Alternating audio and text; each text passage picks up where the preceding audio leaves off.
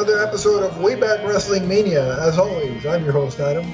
And with me is my co-host, Donnie. Donnie, how's it going?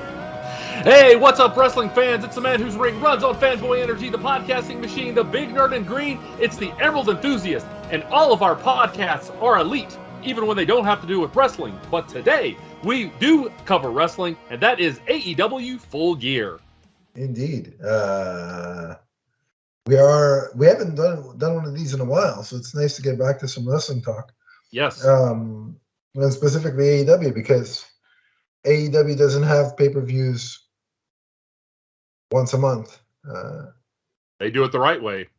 Like their competitors on the other side, WWE, which is not even a pay-per-view; it's a stream per-view. But I digress.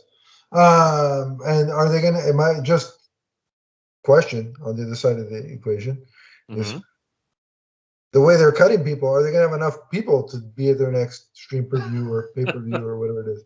Who knows?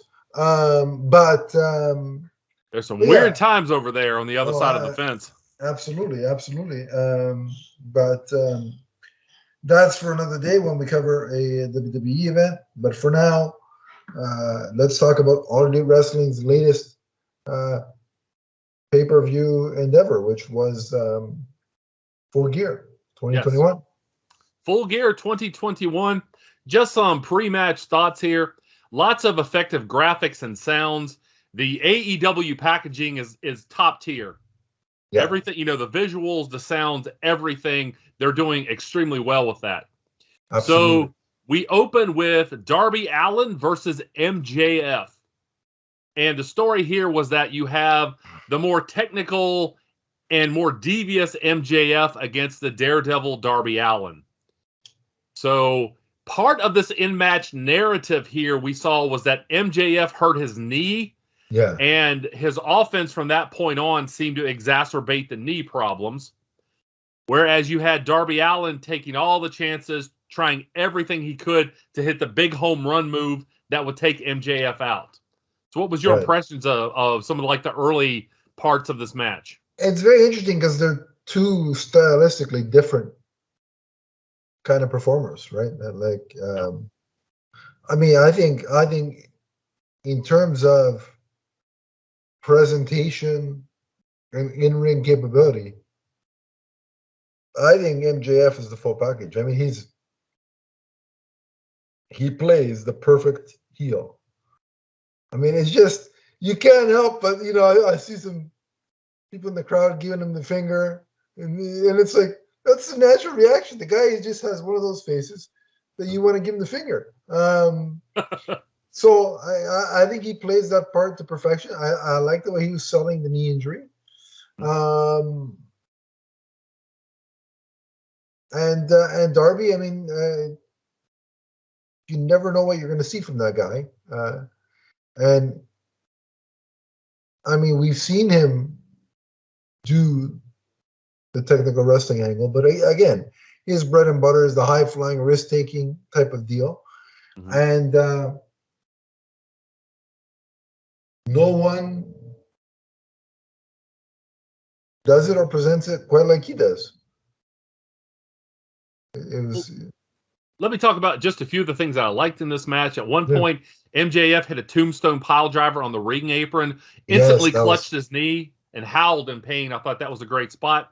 My favorite spot actually wasn't anything that was overly athletic, but it was just so well done. It was the rolling small package exchange.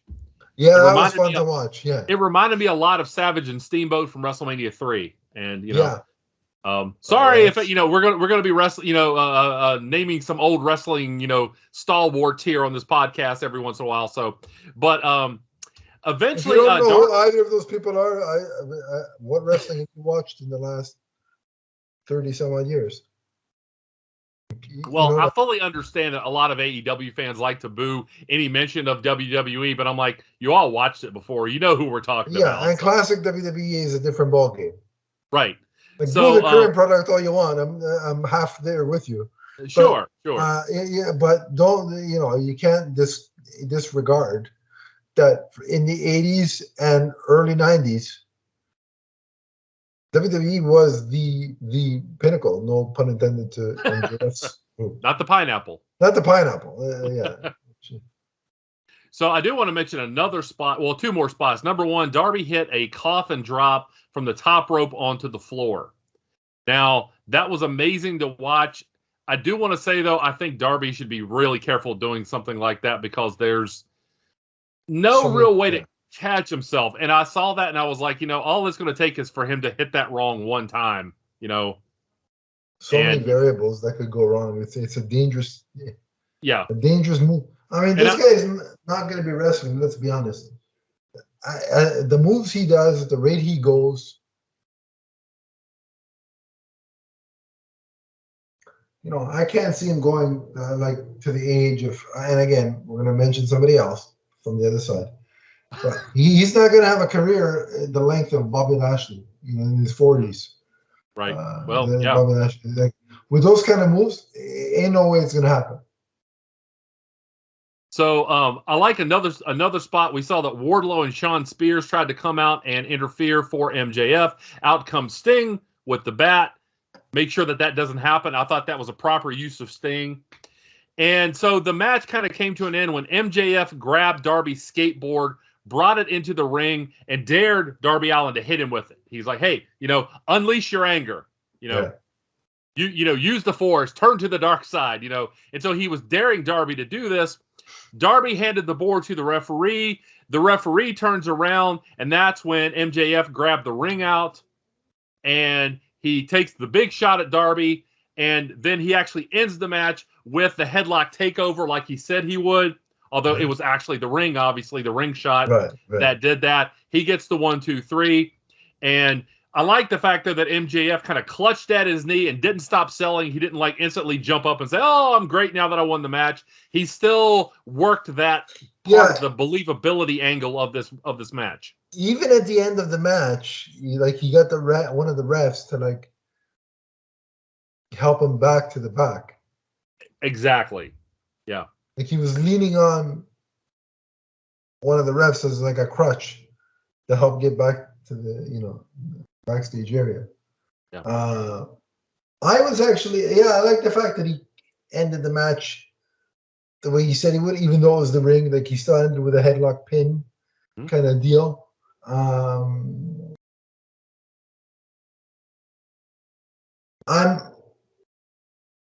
they going to end this feud here? It seems like it, based on what happened on Dynamite with MJF. Mm-hmm. Yeah, it could be.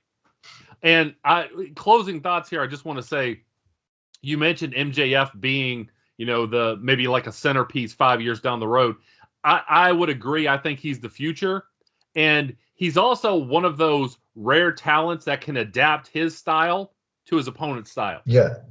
He adapted. He did a lot more high flying and high impact moves, or at least taking them from Darby than he usually does. It's like he knew what Darby's strengths were, and he wanted to work to Darby's strengths. And I mean, sorry to interrupt, but so is Darby. I think he's another centerpiece years down the road. He's going to be one of the mainstays in that one of the faces for sure. Like I said, I just don't think his career is going to have the longevity of a Lashley or a Jericho, because doing that stuff it's even harder on the body. Mm-hmm. So, but I still think he's going to be one of the centerpieces, and I think MJF is an eventual world champion. I just don't know when it's going to happen. That's what I have been thinking, and and he's the kind of guy that, first of all, he could take the title off. We'll talk about Adam Page later on, obviously in the main event. He's the kind of guy that could have a great feud with Adam Page. Oh, so we're gonna talk some cowboy shit later, Donnie? Yeah, or CM Punk or Daniel Bryanson or Brian Danielson. I'm only going to screw that up about 5 or 6 times anyway. But Brian Danielson. I mean, any of those huge baby faces, you could look at MJF and say that he could have just a stellar feud. So So do you want to rate this match out of 5? Are we doing letter grades or what? I think we do out of 5, right? I'm gonna give it a 3.5. It was a solid start, nothing overly spectacular. Some real cool spots, like you said. The coffin drop on the outside and the tombstone pile driver on the apron. Those were my top tier spots of the match. But yeah, a solid start. Okay. I'm going to give this match actually a 4. The only part that I thought was kind of weird, and I don't exactly know what they were trying to accomplish, was they were both laying on their back and like they had like a Greco-Roman knuckle lock like over their heads and like still trying to pin one another like with their hands. I don't exactly know what was going on there. It the crowd was into it, but it just kind of looked weird for me. So that's the only kind of negative from this match. Yeah, I thought it was the perfect way to kick things off because the crowd was very much into it. They were behind Darby, although they respect MJF. Everybody knows how good he is, even if you love to hate him. You know. Absolutely. Yeah. So next up we have FTR versus the Lucha Brothers for the AEW Tag Team Championships. So the story here, you have the innovative high flyers versus the old school tough as nails challengers who have gotten the best of the Lucha Brothers in recent memory. Yes. So we instantly get this high energy brawl even before the bell. And this featured a lot of the usual Lucha Brothers spots where it's just, they're amazing. You saw one spot where Ray Phoenix ran across the ropes as if, gravity was no object to him. Right. Numerous near falls. There were several times I thought the match was ready to end and in favor of FTR. I thought FTR looked like they were on the verge of winning, but the Lucha Brothers at the very last second would make the kickouts. And again, the crowd was very into this. And you have to do that to keep both teams looking formidable. You know what I mean? Yeah. Like you still want FTR remaining in that title picture. Mm-hmm. So if it's a simple, hey, let's showcase the Lucha Brothers and just have them kind of run all over the place and run all over FTR, that serves nobody's purpose. So you have to kind of have that, near falls and almost, and you got to remember, these guys were the former champions at one time. So right. And another positive to this match I want to talk about is Dax drew major heat by mocking Eddie Guerrero's old hip shake. And the crowd they were not. This is obviously a smart crowd. Obviously a crowd that was a veteran crowd, has watched a lot of wrestling. They were chanting Eddie's name a couple points during the night. And then when Penta made the comeback and he did the shake to honor Eddie, the crowd was really into it. Oh, yeah. And if there's a negative in this match, I'll say this. I thought when Ray Phoenix did the frog splash, the match should have ended there. Probably, because the crowd was so into that when they saw him honoring Eddie Guerrero. By the way, I'm a huge Eddie Guerrero fan. A lot of wrestling fans are. When he did that, I was like, the roof would have come off the place had the match ended right there. Right. So, but instead we got the old deal where FTR tried the switcheroo with the legal men with the mask. The Lucha Brothers ended up reversing that on them. They did the assisted pile driver and eventually retained their belts with that instead of the frog splash. So, the Lucha Brothers, I want to say right now, as far as tag teams go, they may be in a class by themselves. They are in incredible cardiovascular shape. Oh, phenomenal. I don't know how long they can keep up the style that they wrestle, kind of like Darby, just because they wrestle with such intensity. I'm like, eventually, I get tired watching them. Like, I'm out of breath watching those guys. Yeah, they are just, and they don't get tired. I mean, you look at their opponents, when the matches are over, it looks like the guys they're wrestling are a lot worse for wear than them. But the Lucha Brothers, they are just amazing to watch them execute the things that they do. Do you think they, once they hit the locker room, they just like fall over and lie down? They've got to be spent. I mean, I would.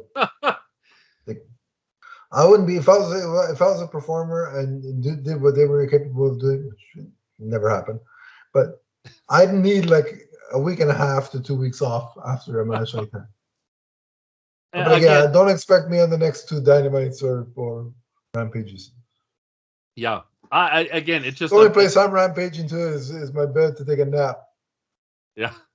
Oh, well, and I really like the kind of like dichotomy in this match. Like you would see the Lucha Brothers hit, an amazing Lucha style move, and then FTR would come back and they would do something like tie Penta's mask to the bottom rope. So Penta had trouble moving. It was that kind of match. That was clever. Yeah, that was clever. Like which kind of style was going to win. That's what I liked about it. So yeah, absolutely. So what would you rate this match? Well, I think this was a 4. Easy. I'm going to give it a 4.5, other than the ending, which I thought, since the Lucha Brothers did win, I didn't understand why they needed to not win with the frog splash. Because I would have, honestly, I'll be honest, this is a little petty, but I would have probably given it a 4.5 or a 5 if it had ended there. Yeah, I didn't think the way the match ended, I didn't think that needed to be there. I really thought the Lucha Brothers should have gone over at that point. But yeah, again, splitting hairs, it was still an amazing match. The first 3 matches on this card I thought were really solid, and it shows just how far AEW has come in 2 years. Yeah. Well, it's a joy to watch AEW every week, I'll be honest with you. So next up, we get Miro versus Brian Danielson. And this is for there we go. I got it. I'm 1 for 2 for the AEW World Championship Eliminator Tournament Finals. This is for a match against the champion. Of course, we saw this on the next Dynamite. We saw Brian Danielson confront Adam Page, but the overarching story here is that you get the title shot, but at the same time you have the smaller, more technical Danielson have to find a weak spot in the nearly invincible armor of the monster Miro. I really like how they're building up Miro here. The way they've been doing it for the last month to 2 months, couple of months, even 3, whatever. Since he was TNT champion, they've really done a good job of building him up. When they brought him in, I thought it was a little bit stupid the way they made him. Like, again, he's involved with the best man gimmick and weddings, and I'm like, he was doing that stupid crap in WWE. Why did you bring him over and have him do that same stupid crap here? Right, learn from the mistakes of your competitor. Right. Yeah, and they finally did after those little growing pains. And this is what he should be, Miro, not some joke or some comedy show. He's you got to present him as like the unbeatable force. That's how he needs to be, and they're doing a good job there. And Brian Danielson always has great matches against guys that, given the size difference on paper, he should have no business being able to go toe to toe with. But he always has a great match against those people. It's like that classic David and Goliath kind of thing, Well, and early on we saw that, Miro overpowered Brian Danielson. He hit suplexes, grounded him with a headlock. At one point he hit a big Samoan drop, and it's like Danielson couldn't do anything to him. But eventually Brian Danielson did find that weak spot. He had him on the ground. He, in like the position, like the riding position that you see in like folk style and freestyle wrestling. And he was using the elbows and he was using the knees to break Miro down. Right. And the match ended with Brian Danielson. So I'm 2 for 4 now. 2 for 4. 50%. So that correction doesn't count until you're 2 for 4. So Danielson. Make this a drinking game, folks. Every time you screw it up, take a swig or something. There you go. So he hit a tornado DDT, driving Miro from the second rope onto the canvas. It looked a little weird. They didn't quite get it perfectly, but when they hit, it looked like Miro got knocked out, or at least got knocked silly. They didn't land it, but the botch kind of worked. Right, it kind of worked, and then Danielson locks in the guillotine choke, and referee Aubrey was like, "No, that's it, he's out." Yeah, and again, it was a cool way to finish. The idea behind it was a cool way to finish the match. Mm-hmm. Had they executed it properly, would have looked even better. But like I said, it worked given what they were trying to sell. That he was kind of unconscious or out of it or woozy or whatever. Yeah. And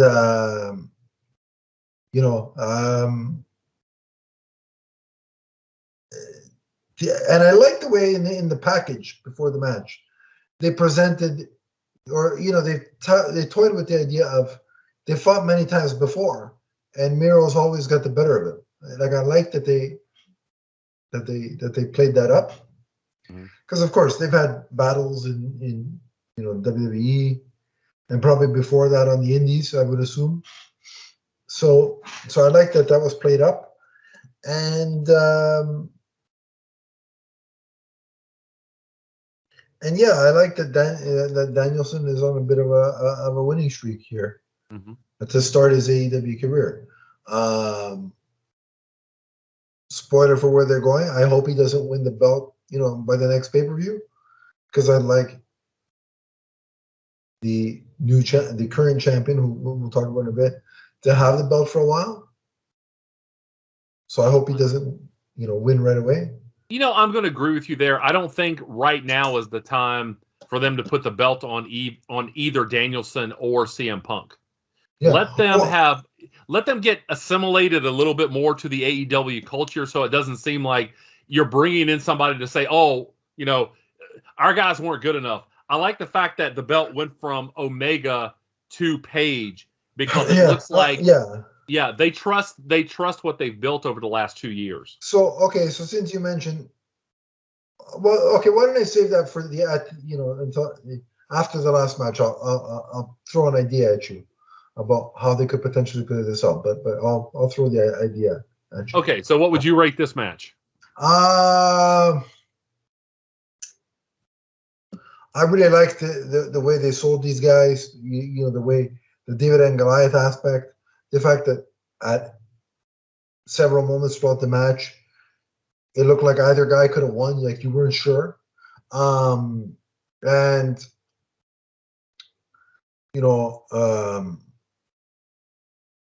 Danielson had to endure 2 camel clutches. And I'm sorry, but every time I see the camel clutch, I think of the Iron Sheik and his insane but hilarious tirades online. But yeah, I can't help it. But so yeah, I'll give it a 4.5 out of 5. Okay. Yeah, I'm gonna give it a 4.5 as well. I think the only negative was the way things ended. It would have been a 5 if they hadn't a botched that spot. Yeah, it was good. It was nearly flawless until the end. And again, something happened there on the top rope, and things just didn't quite end the way they should. But anytime you're up there, it's a dangerous ball of wax, I'm telling you. Oh yeah. Give Brian Danielson credit for having the awareness to lock that in, because it seemed to me that maybe it was going to be like the DDT in the pin, but he had the awareness to say, oh, he looks like he's woozy. Let me lock this in, and look like he's, being choked unconscious. So. Right. Agreed. Great stuff.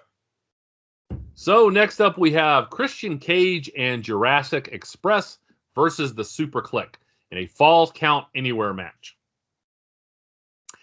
And pretty much everything happened in this match. This is one of those matches. It was a lot like the Minnesota Street Fight later on. There was just so much going on. I had trouble keeping up with all of it. It was absolute insanity, but I loved every second of it.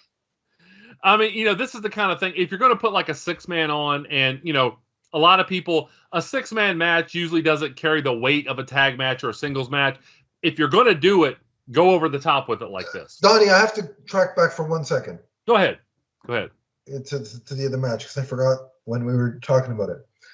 I got to say, my favorite referee in the history of referees is Aubrey Edwards. And in case anybody was wondering, she's on the list.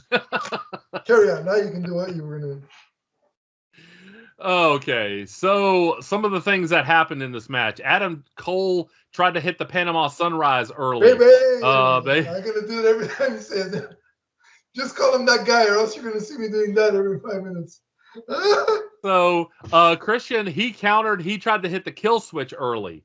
There were tables involved. There was a couple concertos. Cole was the first man to go through a table. Jungle Boy hitting a Rana from the apron onto the table. That was incredible. Yeah. The action went back and forth around ringside. Cole hit a wheelbarrow suplex to send Jungle Boy to the ring apron back first. That looked like it really hurt. Right. The Bucks brought in the bag of thumbtacks, and they ended up shoving some into Jungle Boy's face, which that always makes me a little. I think they put some in his mouth, and I'm like, yeah. I'm like, I'm sorry, and I know we keep harping on this on various podcasts, but why, in 2021, in the current state of the world, I don't care if you're tested every 5 minutes. I don't care if you're all the wrestlers are vaccinated.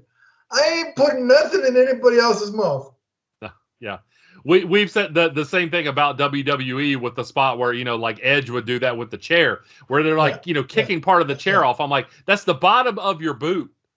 You know? Yeah. That can't be sanitary. So don't put crap in anybody's mouth, please. Yeah. Not to mention, you're talking about your tongue and your lips and everything like that. It's one thing to get, thumbtacks caught in like a big muscle group. It's another thing to get it caught in that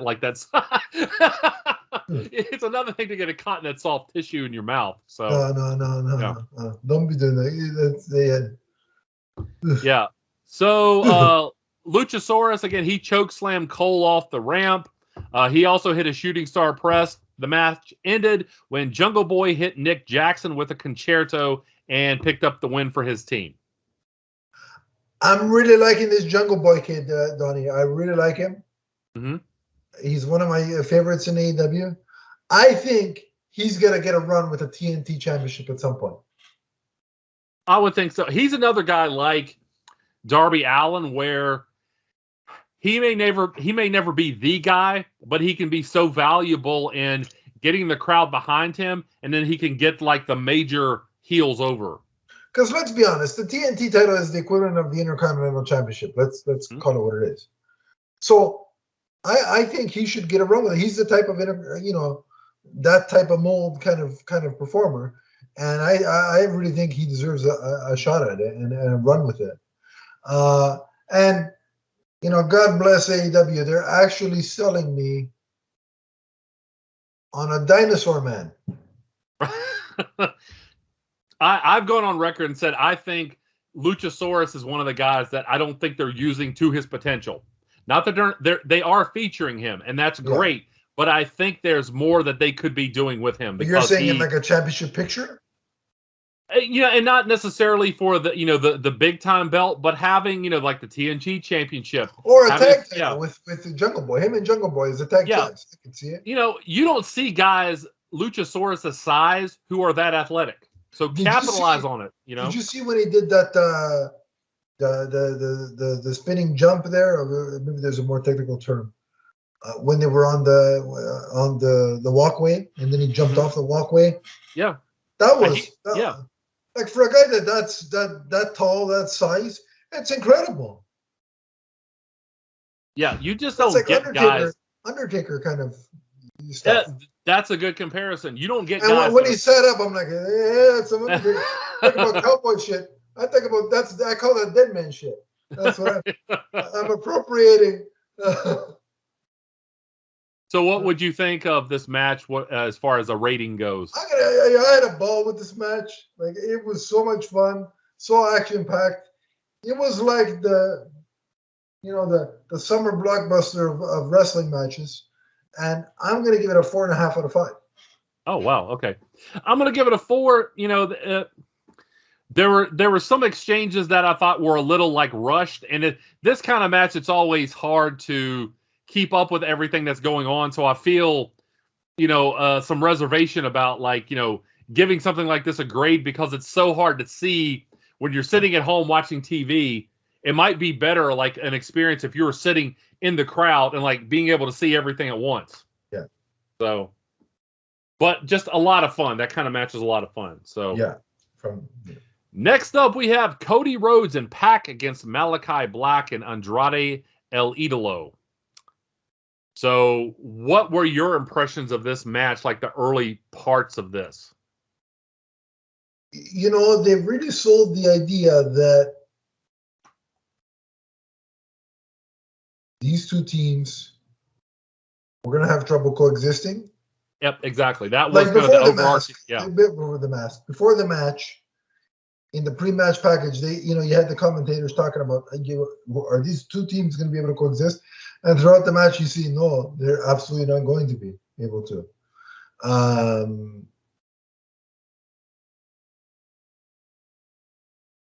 mean, it was a solid match. I just don't know that this needs to be a tag match. Like the motivation for those two guys, for those four guys to team, I just don't buy it. Like, I don't know if I buy it. You know what I mean? The four of them together. So the match was solid. I just don't know that I needed to see the couplings of those two versus those two. Well, I would have much rather two singles matches again. Like, keep the feuds going, back and forth single matches. You know what I mean? Yeah. Well, and that's what I think that you had here was they wanted Malachi Black and Andrade on the card. Maybe they didn't exactly have the perfect scenario for them. So they stuck them together and you get this kind of, strange bedfellows tag match. So in fact, Cody and Pac argued who would start the match. Yeah. They tagged themselves kind of in and out. Slapping the back tags, Right, exactly. So early on, it looked like Black and Andrade functioned a little bit better as a team. Yeah. But, that kind of disintegrated as time went on. Yeah. Pac tagged himself back in at one point, and Black dropped Cody with a big kick before Pac took Black and Andrade both out of the ring and hit a springboard moonsault. Cody reversed an Andrade figure 4 at one point. There was a 450 splash at one point. Pac tried to hit a dive onto Malachi Black. Black pulled Cody in the way and then nearly pinned Pac with a German suplex. Right. Andrade tagged in, but he was caught by some offense, including a Poison Rana and a Black Arrow, and Pac scored the pin for his team. Overall, though, I like all four performers. They're all great. I don't understand the hatred for Cody Rhodes. I don't get it. I will say, Cody has never been like a top tier favorite of mine, but I don't understand like all of a sudden people turning on him now. Like, if you didn't like him before, what's he doing now that's any different? The one thing I'll say is that I've heard some negative reaction about the show, the Rhodes to the Top, which I haven't seen any of. So I don't know what that's about. So I know you said he won't, but do you think he'll eventually go back on that and turn heel? I don't know. I thought he was getting ready to turn heel. I would do it. Like, if I'm him, that's clearly what the crowd wants you to do. Yeah. So give them what they want. Sure. But this match, very chaotic. And like I said, I think they didn't quite know what to do with these guys, so they slapped them together. Yeah. And they made the best of a bad situation. You know? They made the best of it, but you could tell in the match that it wasn't meant to be a centerpiece or a highlight. Sure, yeah. It was just, let's get these four guys on the card. Mm-hmm. Yeah. So what would you rate this match? I'd give it a 3.5. I mean, the work was solid, but it just wasn't one that I was like, oh my God, I can't wait to watch this unfold. Mm-hmm. So next up, we have CM Punk versus Eddie Kingston. But first of all, I loved the exchange that they had, the couple of exchanges that they've had on the programming, Dynamite and Rampage. The exchange, the segment that led up to this was about as perfectly executed old school type of wrestling that you could expect. It was two guys who have an issue with one another, no titles, no funny antics. It was just, I've got an issue with you, and I've got an issue with you, and you know what? Let's go settle it. And they made it seem legitimate. Yeah. It was a brawl. I mean, the beauty of it was it was a brawl, but also there was technical wrestling as well. Like, it was a good mix. Mm-hmm. Well, I like what, Eddie Kingston, he does things like, that he did, like the spinning back fist. He poked Punk in the eye at one point. So it was the more technical sound wrestler against, the brawler who will Yeah, who will take any shortcut. But the crowd was still behind him, and I have to say that's something that I didn't expect. Kingston really kind of turned the crowd to his side during this match. Absolutely, yeah. Yeah. I mean, there was a time where there was half the crowd was booing Punk at one point. Yeah. Mm-hmm. And there was the point where Punk was up on the top rope and Eddie jumps to the top rope and like he starts all fist and fury, and the crowd was just really into it. And I like how you see boxers punch themselves out. I like how Kingston did that. It's like he gave it all that he had, and then he just kind of laid on Punk for a minute. He's like, I'll punch myself out. Those little touches of realism, I appreciate that kind of stuff. Yeah, definitely. I agree. Yeah. I don't know that the blood was necessary in this match. Mm-hmm. Yeah. That was a little bit, it's like, all right, really? But other than that. Oh, that was a shocking moment, too, when Eddie, like, wiped it on his face. Yeah, again, I'm just, given the state of the world, I'm a little disturbed by that. But I digress. Right. But somebody on Twitter today compared or made a comment that Eddie Kingston is the Ben Grimm of professional wrestling. Mm-hmm. And I would agree with that statement. That's a good point. I concur. He does kind of. You can kind of hear, the thing kind of voice coming out of Eddie and vice versa. So yeah, that's a good one. There's a video on Twitter. It's some show, and I don't know what it is. It's like an internet show. And it's like people from like that area, I guess like Long Island or whatever, and where it's like a spliced together video, and one of the things they're saying is like "bing bong," and now I hear that sound when Eddie Kingston taught, "bing bong," these little like catchphrases. Yeah. But getting back to the match here, I liked how it ended. Like Punk was throwing in like the Muay Thai knees, and the crowd was booing. And like Punk looks around, kind of confusedly, and he started to milk that. He's like, you know what, I'm going to do that. I don't care what you think. I'm going to go ahead and do this, and I'm going to prove my point to this guy. I like that he kind of played into the fact, okay, there's some people booing me. I'm going to go along with it. It reminded me of, again, I'm going to mention the other guys, so brace yourselves. Not on the same level, but it kind of reminded me of the Hogan Rock WrestleMania match where at some point the crowd started booing The Rock and cheering for Hogan, and they played into it. Yeah, exactly. And you got to say, much like the way Punk did, Rock was a professional and he played into it. Punk, he realized what was going on, and I liked how things unfolded after the match was over. Punk went for the handshake, and keeping in character, Eddie Kingston refused the handshake and just left. Yeah. So, I kind of went back and forth on.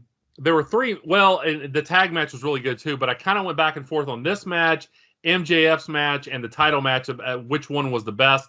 But I got to give this match a 4.5 too, just for the magnificent storytelling that it gave us. I agree. It's a 4.5 for me. Yeah.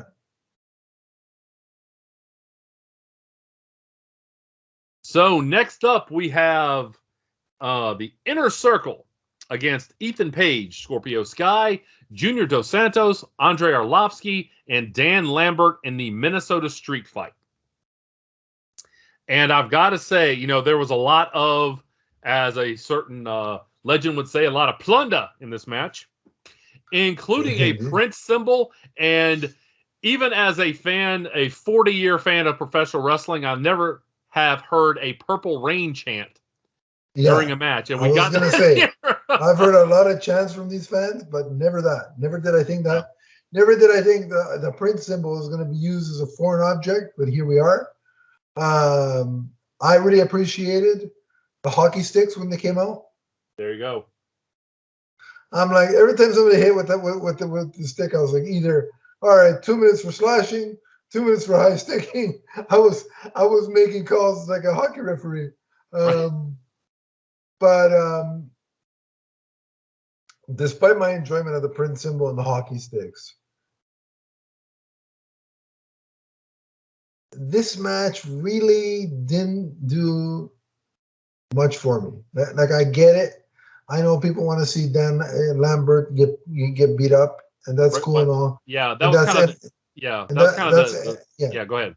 That's entertaining, but I didn't need a whole match centered around that. Mm-hmm. And another thing I'll say about this match that I thought was really entertaining is that you saw Ethan Page get put into the claw by Baron von Raschke. Yeah. That was funny. Yeah. That's a guy who I saw the tail end of his career because he was not a young guy even back then when I was a kid, and he was a really entertaining heel, and he did the best to be entertaining here too. So yeah, for sure. Yeah. So the way things ended here, and I mean, there was all kinds of weapons used in this match all over the place. Lambert was kind of posing in the ring, celebrating before they actually got the victory. Jericho snuck up behind him, and he just wears Lambert out with a kendo stick. Yeah. He hits the frog splash, which paid tribute to Eddie Guerrero. I did like it, yeah, and that's how it ended. That's how it should have been, yeah. Right. It wasn't quite as good as Rey Fenix's frog splash, but it was fitting. So Jericho scored the pin with that move. Yeah, and Jericho got very emotional about it in the ring. I think those were genuine emotions. Give Chris Jericho credit when he looked up at the sky. Like, I think that was genuine emotion of just missing somebody who was as. Because I think it was the anniversary of Eddie's passing, right? Yeah, it was the 16-year anniversary, and I remember being at work when that happened, when the Raw came on, and like kind of sneaking glances at Raw as it was unfolding that night, and seeing people like the Big Show cry, and Mark Henry, and that was so hard to like stomach that, because Eddie had like just reached, the kind of the height, the pinnacle of his abilities. And so give Chris Jericho credit, I think, for absolutely what was, kind of a very real, authentic emotion there. So again, this is another match hard to grade because so much was going on. And I feel like, when the camera's on one part of it, you're missing something else. Right. Exactly. Yeah. But I'm going to give this match, again, I'm going to give it a 3.5. I thought it was a lot of great things in the match, a lot of big moves, a lot of fun with Baron von Raschke, a lot of fun with Dan Lambert. I will say this, too, as far as America's Top Team goes, Junior Dos Santos looked a lot more polished than Orlovsky. Absolutely. Yeah. Absolutely. I agree with that. Yeah. I agree with that. So, go ahead, sir. I'm gonna give it the same 3.5. I'm sorry. It would have been a 3, but Jericho's tribute to Eddie made it a 3.5. So before the championship match, we had the debut in AEW of Jay Lethal. Mm-hmm. So that's not one that I had heard about. A lot of these were telegraphed. Yeah, and he signed the contract. He's not just on loan from Impact. This is him joining AEW. Right. And there were rumors flying around about Brian Danielson, obviously CM Punk. We knew about that before it happened. I didn't know about Jay Lethal, so right. Yeah. I like the signing. I like him as a performer. Listen, he's gonna get top praise from me because his mimicry of Macho Man and Ric Flair is top tier. I mean, look, I can watch. I've seen it many, many times. But that going back and forth between him and Flair, that segment, it makes me laugh every time. Like I can't. Flair actually said one time, he said that he does Ric Flair better than Ric Flair himself. Yeah. So I just hope he doesn't, do any the other shenanigans on planes that Ric Flair was known for. But I digress. Hope not. But I'm excited for the signing. Yeah.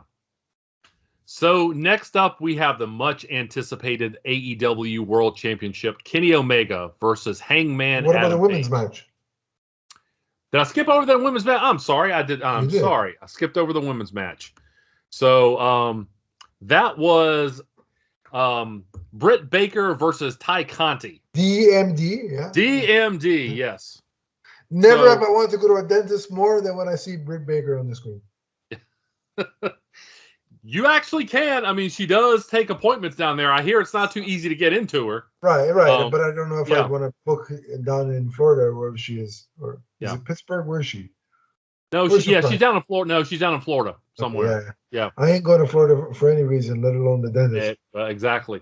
We talked no about. offense to Floridians, but yeah, no. Right. Well, again, we're talking about the virus here. We're not talking about, the. Yeah. I'm sure the people are Go fine. I mean, we interviewed the comic professional Stephanie Phillips, who's down there in Florida, and she's fantastic. So I like people in Florida. Just I don't want to be there right now. Right. Yes. I don't want to be anywhere where there's a lot of the virus right now. So I barely want to be here. I have to be, but got to be somewhere. Yeah. We talked early on the Justice League Watchtower. Maybe that's where I think that's pretty safe. Anyway, this is a different podcast. Yeah. So this match it was pretty good. There were times that they looked a little bit out of sync, and I want to say. There was one spot, and I forget exactly what the move is called, but it's the one where Britt Baker was on the outside of the ring, and she did that drop off to the ring, and I forget exactly what the move is called, and it's escaping me right now. But it looked really dangerous, like she almost didn't have control of it, and Ty Conti's head almost hit the ring apron. So it was one of those that made me cringe, and I'm glad everybody's okay. Yeah. But yeah, eventually, Britt Baker walked away with the win. She's still kind of right now. She's having such a great title run. I don't think you want to change the belt right now. Get as much out of her, as much out of this as you can. So I like the match overall. I thought so far Ty gave her the best opposition, where you thought she might lose. Mm-hmm. And each match, I think they've been building that. It's getting more and more tougher for Britt, but she finds a way. You were, I think it was that spot on the apron that man, you thought that Ty Conti was injured, but glad she wasn't. I mean, it's a cool move, but is it dangerous? Right, Anytime exactly. you're around you're doing a move on the apron of the ring, you cross your fingers and hope everybody's all right. Right. Number one, you don't have a lot of space, and number two, there's no give to that. It's not like So it's not necessarily a thing about an unsafe performer. It's just the conditions around it that's dangerous. Yeah. The performers can do all they can to be safe, but those two factors that you just talked about make it unpredictable. Right. And again, though, I like how Britt Baker is always working towards, her finisher. It's one of those things. It's she does have a nice repertoire of moves where she can end it quickly. But I like how she tries to wear somebody down and then go for her finisher, because that always looks good. Oh, they're both performers. Both ladies are very skilled in the ring. Both are technically sound. They know their stuff. They're both gifted performers, and I think Ty Conti has championship potential in her future here. I'll tell you what, they're using her a lot more than a lot more effectively than WWE ever did. Yeah, that's a good point. I'll say that. And AEW's women's division has come a long way. Absolutely.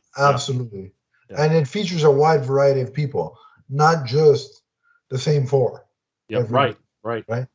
And so, but I got to do it, Donnie. So I like the match. Very, gifted performers, very technically sound. In terms of in-ring capability, they're fantastic. And in terms of just being two beautiful ladies, both Britt Baker, DMD, and Ty Conti are on the list. So somewhere in the multiverse, there's a version of you who has really great teeth. Absolutely perfectly gleaming white. Somewhere, yeah. Yeah. So, yeah. Oh, okay. Free dental too. Good stuff. Now we move on to the match that I tried to jump the gun here, but that is the AEW World Championship match. Kenny Omega versus Hangman Adam Page. Yeah. Hangman Adam Page was not too far from me last Wednesday. He played that up being from Virginia here.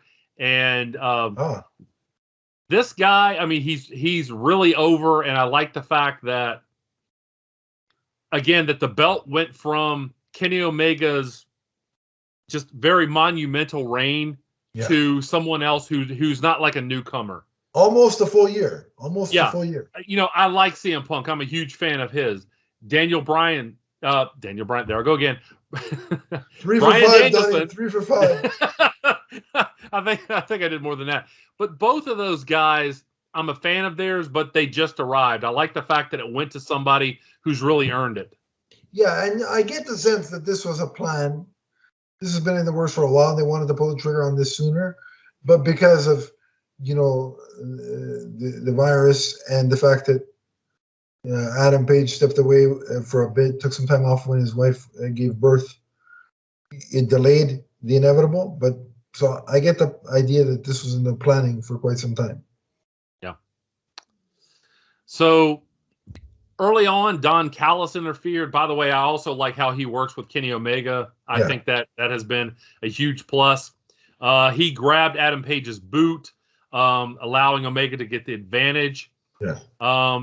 Eventually, Omega hit the Terminator dive on the outside. Yeah. There was so much great stuff here. Omega hit a springboard Liger bomb. That was incredible. Yeah, exactly. That set up Kenny Omega working over the neck with a bunch of the Snapdragon suplexes, which I love that move as well. It's a great move, but it always makes me like cringe a little bit because man, you got to pull that off perfectly. Otherwise, the guy you're performing it on is going to get really hurt. And Kenny's one of those guys that I think if anybody's going to be giving you that move, you'd want it to be him because he knows what he's doing.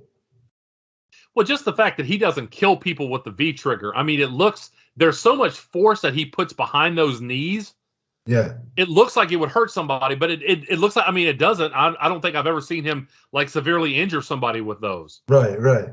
I like near the end where they had this kind of war of attrition and Page was actually setting up for the buckshot lariat, but Omega collapsed. Right. It's like he had given it his best shot and he collapsed, which actually turned out to be, kind of beneficial. Then we see the Bucks come down the ringside, the Young Bucks. Right. And I really liked that extra layer of storytelling here that they came down and you had to wonder, what are they going to do? And I like the fact that they did stand back and say, you know what? This is a match where we have respect for Page, even though we're with Omega. Yeah. And so he stood back and you saw two of the buckshot lariats. Eventually, Adam Page picks up the win, the new AEW champion. Then comes out the Dark Order, and there's this huge celebration. Obviously, the crowd's into it. And again, I like the fact that they're using some of their talent that they've already had instead of going with somebody who's just arrived. Yeah, I mean, you have to do that. You have to build. You have to go with the guys that were there from day one. Look, do I think Punk and Danielson are going to get title runs? Sure. And you can have that down the road. But those guys also have, both are in their 40s. Both have a limited in-ring time span left. Right. When they leave, you're going to have to go, or when they retire or what have you, you're going to have to go back to the guys that were there from day one. So you better give them their initial run now so that when it's the Punk and Danielson thing, when that eventually is over and you go back to them, it's like the crowd is like, all right, we're ready to be back again with our homegrown boys, right? You know what I mean? Mm-hmm. So it just makes a lot of sense. Right. I liked, like you said, that the Bucks came out, but they didn't. They respectfully sat back. I have to wonder if this is going to lead to, because Omega's probably taking some time off to rehab some injuries and do some surgery. Yeah, that looks like it's pretty serious too. We may not see him for a while because it's a number of injuries with the shoulder. I'm hearing a hernia, some maybe a septum, some issues Yeah. with his knees. So he may be gone for a while. So my question is, though, when he comes back, do you think they're going to play up the fact that the Young Bucks did nothing to help him, and he's going to do a turn again? It could be, but at the same time, it may be so long in the future. If he's gone for a year or the better part of a year, it wouldn't surprise me with this like myriad of injuries. Yeah. When you're talking about a number of surgeries where you have to get a surgery, heal up from that, and then get something else, he could be gone for a while. Right. Okay. Yeah. And let me just say this, as far as the first 2 years of AEW, granted it's Tony Khan's money and promotion, granted people like Jericho and Cody Rhodes got behind this promotion and used their star power, but as far as an in-ring centerpiece, nobody defines this era the way Kenny Omega has. Absolutely. There's So a reason he got Wrestler of the Year, and it was much deserved. Yeah, all respect to everything that he gave to the company, especially in light of the fact that he, hasn't been in good shape with all these injuries. Yeah, exactly. Yeah. So, what would you rate this match? I think this is the only one I'm going to give a 5 to.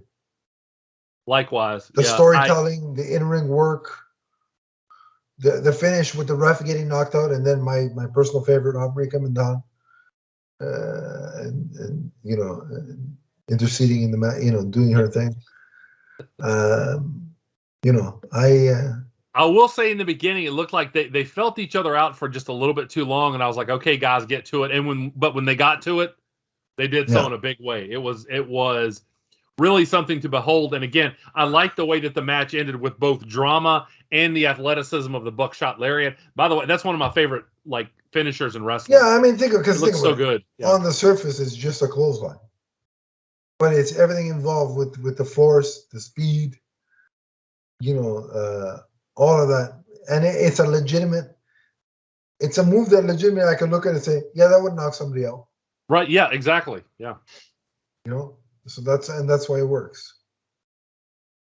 So, just looking at some of the numbers that I found, I saw that Full Gear did 145,000 buys.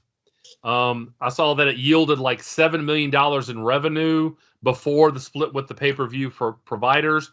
Sure. Now, that's the second highest drawing pay-per-view for AEW, but it didn't do as much as All Out, not nearly as much as All Out, which was over 200,000 buys. So you can look at that two different ways. You can say, okay, they couldn't keep the momentum, but at the same time, they're still doing more than they used to. So I think it's a positive. I just think that you only get like the in-ring debut of a legend like CM Punk. You only get that, once in a lifetime. And also think about it. All Out has been basically they're setting that up as it's kind of an unfair comparison, but that's their big pay-per-view of the year. That's their WrestleMania, right? Right. So because that's the pay-per-view that started essentially. It was the zero issue, to quote a comic term, for AEW. So, that's their WrestleMania. So you expect bigger numbers from that. Yeah. So I don't look at it as a negative. That's still a pretty high number, and the show delivered for. Again, I mean, I was drawn in with just the first three matches. Yeah. That alone I thought was, worth the price. And, it's funny. We usually make wrestling references on our other podcasts about comic books. Right now we have people who might be tuning in. They're like, Ben Grimm, zero issue. And they're like, what? Watch the other podcasts and you'll know. Yeah. And where can they find those other podcasts, Donnie, since you can find them right here. It's the Multiverse Musings vidcast. You can also look for us on iTunes and Podbean. That's the Multiverse Musings podcast network. You can find us anywhere that you get great podcasts. Absolutely. Great plugs as always, Donnie. All right, so the final thing I wanted to mention to you regarding Adam Page. So they're setting up Brian Danielson versus Adam Page now. Brian Danielson. Yeah. Had to do it correctly. But I think the long game here is eventually it's going to be Adam Page versus MJF and that's when MJF's going to win it. Yeah, you talk about, long-term booking. If you talk about, down the pike, the way Macho Man would talk about, down the pike, who knows what's going to happen down the pike? MJF is the guy that I think you could look at long-term, who's going to be the I don't think they're going to make Page lose to Danielson. Right? Right away, I think that'd be a mistake. The guy has a lot of momentum, a lot of enthusiasm right now on his side. So what I would do is I'd have MJF beat Punk, make him Punk's first loss, right? I'm fine with that, sure. Then eventually I'd have Page beat Danielson, and then I'd have, I don't know which pay-per-view, but I'd have MJF versus Page, have MJF take the title off of Page, have it for a while, and then have Punk win it off MJF as a retribution match of, okay, you give me my first loss, now I'm going to take the title from you. That's good long-term booking. I like how you think. See, Vince, it ain't that hard. Of course, yeah. You got to start by not firing all your talent. So, right. Well, that helps. Yeah. Actually, having the performers to do this stuff with. Yeah, there you go. It helps. Yeah. All right. So, anything else before we wrap up here? We hope that you enjoyed this. Please come back for our other wrestling shows as well as our comic book related podcasts. Right. And if they want to talk more wrestling with you, Donnie, where can they? You can find me on Twitter as the Emerald Enthusiast. We can talk wrestling. We can talk comics. We can talk collectibles. Actually, on my YouTube channel, I have reviewed some of the Jazzwares AEW figures. So check those out. Yes, definitely do. Yeah. You're making me want to buy one, damn it. Stop that, Donnie. And if you want to find me on Twitter, it's at Adam_LeafsFan. We also have a Twitter account for our podcast network at MMNPDC. And then if the Facebook thing is more your style, we have a Facebook group. It's somewhere in the link below. Click it. I will add you. We can continue the conversation there. But until next time, remember that AEW Full Gear 2021 is forever. From the first bit of cowboy shit to the last. So long, everybody. So long, everyone. Brian Danielson.